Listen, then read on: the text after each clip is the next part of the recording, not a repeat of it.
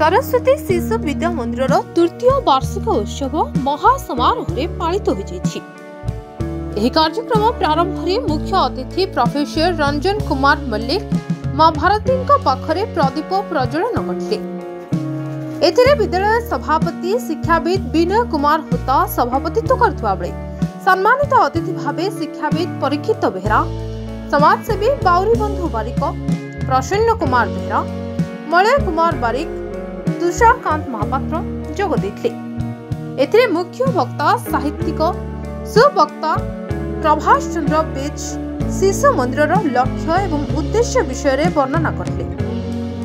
एही अवसर में समाजर विभिन्न वर्ग में पारदर्शिता लाभ करथिबा व्यक्तित्व को विद्यालय तरफ संबर्धित करा।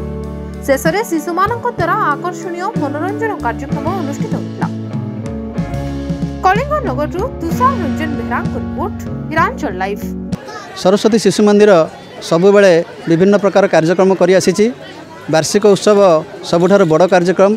एथिरे पिलांकर विभिन्न कंपिटिशन रे भाग नैथिबा पिलांको पुरस्कृत करा जाय। ता सहित नाच गीत माध्यम रे तांकर अंतर्निहित गुणर गुणावली मध्य परिप्रकाश होता है। यही अवसर रे यही तृतीय वर्षर आमे तृतीय वार्षिक उत्सव पालन करुचु। समस्त अभिभावक अभिभाविका तथा शिशु मानकु उत्तरोत्तर कामना करी यही उत्सव पालन करुचु। नहीं एते वर्षा सत्वे भी जोटी घर बाहरी होनी तथापि पिला माने पिलामानकर अभिभावक ये अंचलर जनसाधारण बहुत भाव में गैदरिंग होती। से समस्त को धन्यवाद देवी एवं कृतज्ञता ज्ञापन करी।